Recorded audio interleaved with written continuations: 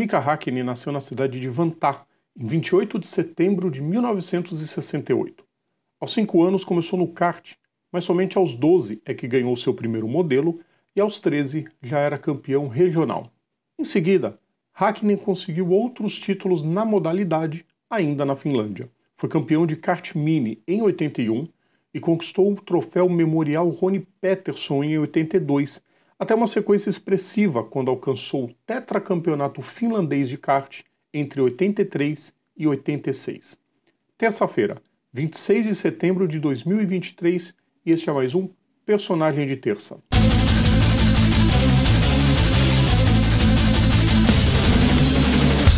Salve a todos os nossos ouvintes, salve a todos os nossos seguidores, sejam todas e todos bem-vindos, eu sou Rodrigo Vilela. Hoje é dia de Personagem de Terça, é dia de relembrar mais um personagem da história. Antes de começar, o pedido que eu faço todos os dias para vocês: deixem um like nos nossos vídeos, compartilhem nosso conteúdo, inscrevam-se no nosso canal e ativem as notificações para ajudar muito a gente. O ano de 87 marcou a conquista da tríplice coroa na Fórmula Ford, campeão finlandês, sueco e nórdico, sucedido da conquista da Opel Euro Series em 88. Estreou na Fórmula 3 britânica em 89 e já no ano seguinte conquistou 9 vitórias, sagrando-se campeão. O desempenho imponente chamou a atenção da Fórmula 1 e Häkkinen assinou com a Lotus para estrear na categoria em 91. O time já não era nem sombra da gloriosa e campeã escuderia do passado, mas o finlandês não se fez de coitado e, mesmo com o motor limitado, o Jude, conseguiu um 5º lugar em San Marino. Em 92, ainda na Lotus, mas dessa vez com os mais confiáveis motores Cosworth, Mika pontuou em 6 das 16 provas da temporada e terminou em 8º lugar com 11 pontos. Ele provava que não era apenas mais um. A maneira agressiva e consistente de pilotar despertaram o interesse da McLaren, que acabou fechando o contrato para piloto de testes, que na época era uma função muito importante. Acabou estreando em Portugal, no lugar de Michael Andretti, e logo de cara botou o carro em 3º no grid à frente de Ayrton Senna. Terminou a temporada com seu primeiro pódio em Suzuka e foi alçado ao posto de primeiro piloto em 94 com a ida de Senna para Williams.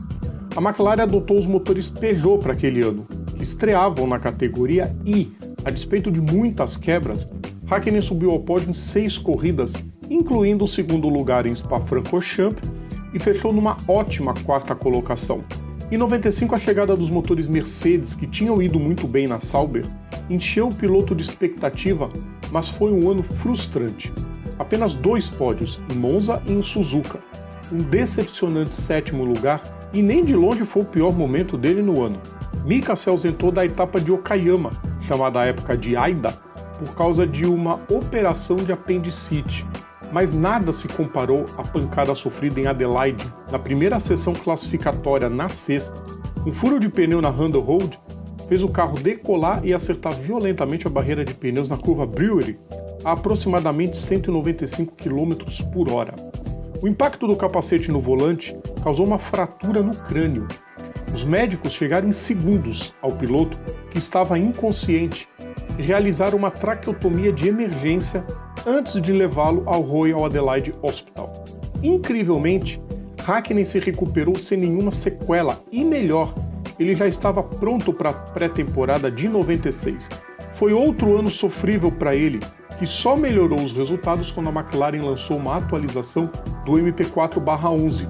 Aí vieram 4 pódios e uma 5ª colocação no campeonato. Tudo indicava que 97 seria mais do mesmo, com exceção da cor do carro, já que a Marlboro havia saído do time para dar lugar ao prata e preto da West.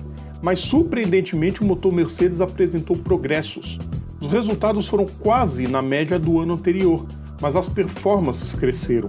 Foram 3 pódios, incluindo aí a sua primeira vitória em Jerez de la Frontera. Não foi bem do jeito que ele queria, afinal o primeiro lugar naquela prova foi dado de presente por Jacques Villeneuve, que abriu passagem a ele e a David Coulthard na última volta, mas já era bastante devida. Ali encerraria-se uma página de sua carreira. Para 98 a perspectiva era a melhor possível, já que Adrian Newey seria o responsável pelo MP4/13. 4 vitórias em 6 corridas em Melbourne, Interlagos, Barcelona e Mônaco mudaram todo o patamar do finlandês. Häkkinen reverteu o favoritismo que muitos colocaram em Coulthard e ele emendou outros 4 primeiros lugares, no Red Bull Ring, Hockenheim, Nürburgring e Suzuka, quando carimbou o seu primeiro campeonato. O ano de 99 prometia também ser de domínio, mesmo que em 98 a briga contra Michael Schumacher tenha sido decidida só na última etapa. Mas a Ferrari equiparou o desempenho de seu carro com a McLaren e a temporada estava bastante equilibrada. Para completar, Jordan e Williams evoluíram de um ano para outro e Häkkinen passou por alguns perrengues, como os abandonos na Austrália e em San Marino, mas mantinha-se à frente na tabela graças às vitórias no Brasil, Espanha e Canadá. Quando Schumacher quebrou a perna em Silverstone, tudo dava a sensação de que seria um passeio, mas Ed Irvine começou a escalar a tabela e assumiu a liderança. Mika colecionou mais abandonos na Grã-Bretanha, na Alemanha e na Itália, aquela clássica rodada na primeira chicane da reta, quando foi flagrado aos prantos.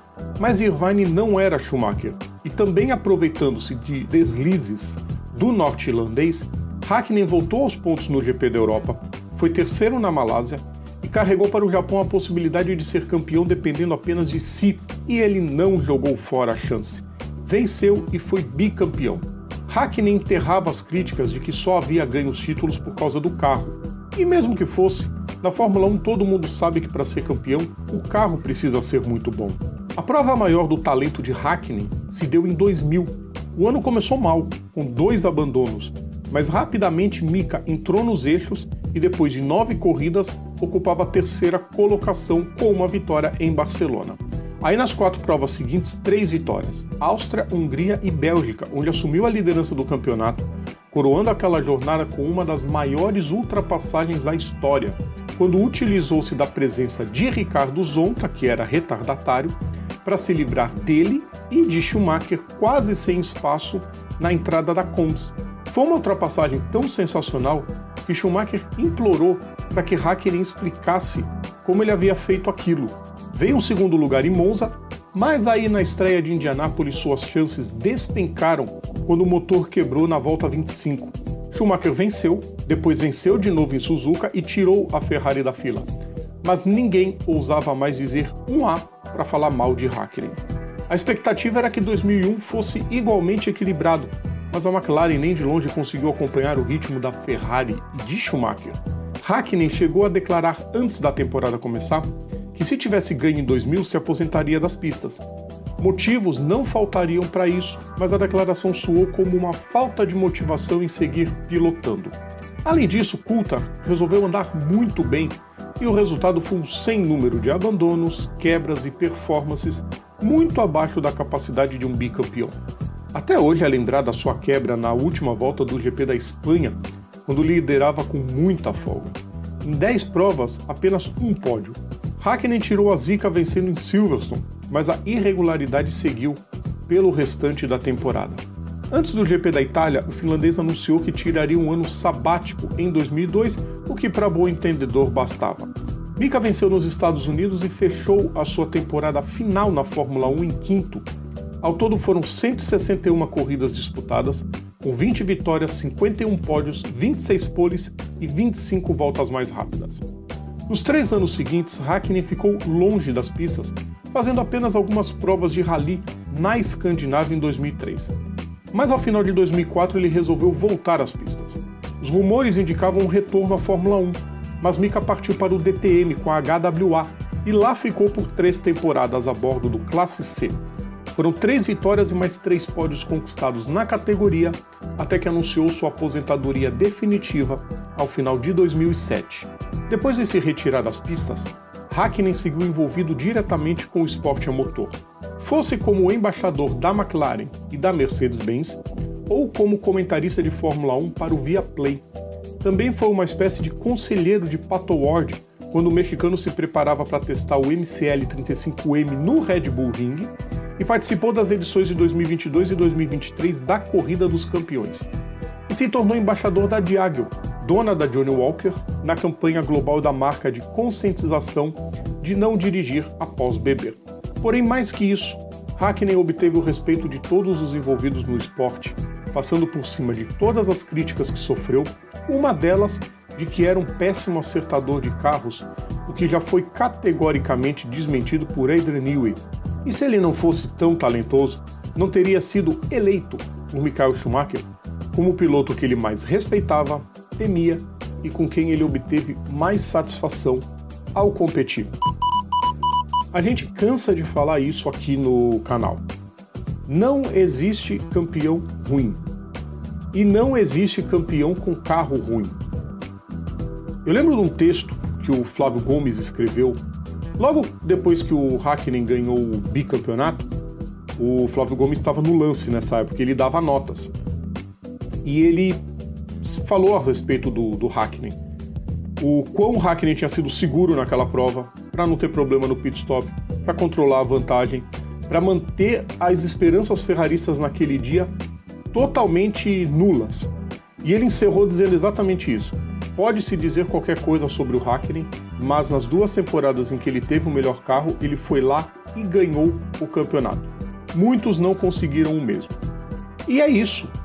E a prova, geralmente com os grandes campeões acontece isso, né? Com o Hakkinen não foi diferente. A melhor temporada dele foi quando ele não ganhou, que foi no ano de 2000, e principalmente aquela ultrapassagem em cima do Zonta e do Schumacher na Camel, entrando para Combs, onde ele não tinha espaço nenhum, só cabia o carro dele e talvez uma folha de sulfite. E ele conseguiu a ultrapassagem, e a cena do Hakkinen explicando para o Schumacher como ele tinha feito aquilo é impagável até os dias atuais. Mais que merecida a presença do Mika Hakkinen aqui no nosso quadro, aqui no nosso canal. Gostaram, né, pessoal? Na terça que vem tem mais um personagem pra gente lembrar. Lembrando sempre, nosso conteúdo tá no YouTube, tá nas plataformas digitais, ou então assinando o nosso feed is.gd/programa Papo Veloz. Sigam também nossas redes sociais, é só procurar a gente por PGM Papo Veloz. Grande abraço a todos e até quinta-feira. Tchau!